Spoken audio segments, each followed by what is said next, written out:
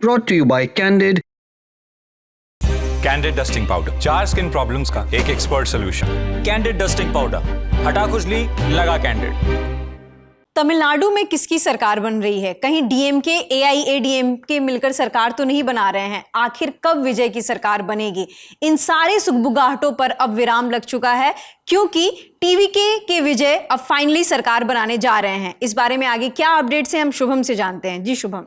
ऋतु, बहुत बड़ी खबर है। इंडिया टुडे की अक्षता ने ये खबर ब्रेक की है और खबर ये है कि जो 3 पॉलिटिकल पार्टीज़ हैं जिनके आसरे विजय बैठे हुए थे कि वो समर्थन दे दें या उसका ऐलान कर दें, उनकी आज मीटिंग थी पार्टी, जिसमें सीपीआई, सीपीएम, 2 लेफ्ट की पार्टीज़ और वीसीके, इन तीनों पॉलिटिकल पार्टीज जिनके 2-2 विधायक थे, इन्होंने अब ये खुले तौर पर कह दिया है, अभी प्रेस कॉन्फ्रेंस भी उनकी हुई और उन्होंने खुले तौर पर ये कह दिया है कि हम विजय के साथ खड़े हैं। और सीपीआई ने तो अनकंडीशनल सपोर्ट की बात की है, मतलब बिना किसी शर्त के वो समर्थन दे रहे हैं, क्योंकि कांग्रेस ने भी समर्थन दिया विजय को, क्योंकि विजय का जो नंबर है, अगर आप नंबर को देखेंगे तो 234 सीटों का जो विधानसभा है, उसमें विजय का अपने दम पर संख्या 108 बनती है। चूंकि वो 2 सीटों से लड़े हैं तो 107 बन जाती है, क्योंकि एक पे तो वो इस्तीफा देंगे ही देंगे।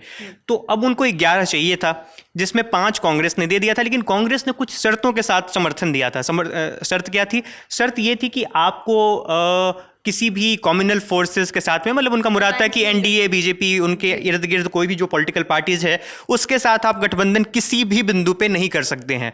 दूसरा, आपको स्थानीय निकाय चुनाव से लेकर लोकसभा, राज्यसभा के चुनाव तक आपको ये गठबंधन बनाए रखना होगा, उसके गठबंधन धर्म का पालन करना होगा। ये नहीं कि आप ऐसा करेंगे कि विधानसभा में बने रहेंगे और दूसरे जो चुनाव आएंगे उसमें आप कन्नी काट लेंगे, जो कि डीएमके के साथ कांग्रेस का कई बार प्लस माइनस होता रहा है। तो ये जो चीज़ें हैं, सीपीआई ने कम से कम अपने जो लेटर जारी किया है समर्थन का, उसमें अनकंडीशनल सपोर्ट की बात की है। सीपीएम और वीसीके का भी समर्थन है, वो क्या कह रहे हैं, क्या उनका वो सशर्त समर्थन दे रहे हैं या क्या कर रहे हैं, उस पर तो थोड़ी नज़र रखनी होगी।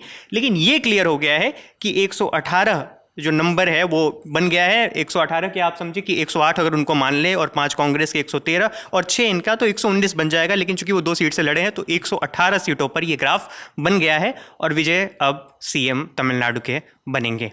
जी, मैं आपको जानकारी के लिए बता देना चाहती हूँ कि सीपीआई के 2 एमएलए हैं, सीपीएम के 2 एमएलए हैं और वीसीके के 2 एमएलए हैं, जिनका सपोर्ट बहुत ही क्रूशियल था। और इनके सपोर्ट के बिना 2 दिन तक ऐसी खबरें आ रही थी कि शायद विजय की सरकार नहीं बन पाए, लेकिन फाइनली ये जो 6 एमएलए हैं बहुत ही सिग्निफिकेंट है, जिसकी वजह से ये संभव हो पाया है।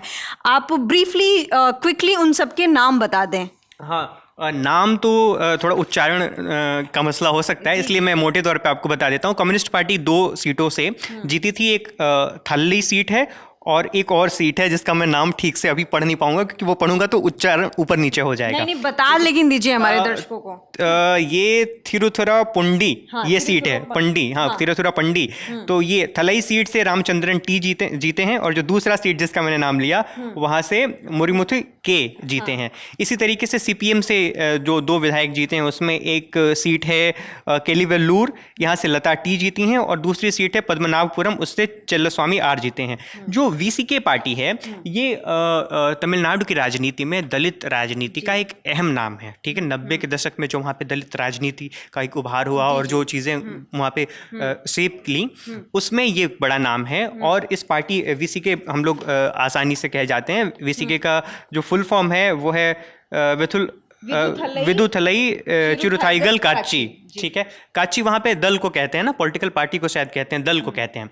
तो ये पॉलिटिकल पार्टी, इनके पास भी 2 विधायक थे। इनके जो नेता हैं क्या नाम है उनका, नाम मैं भूल रहा हूँ, थिरुमावलवन, तो वो सांसद हैं। तो ये भी चर्चाएं थी कि वो विधानसभा चुनाव लड़ेंगे, अगर वो लड़ते तो उनका नंबर और भी ज़्यादा अच्छा होता।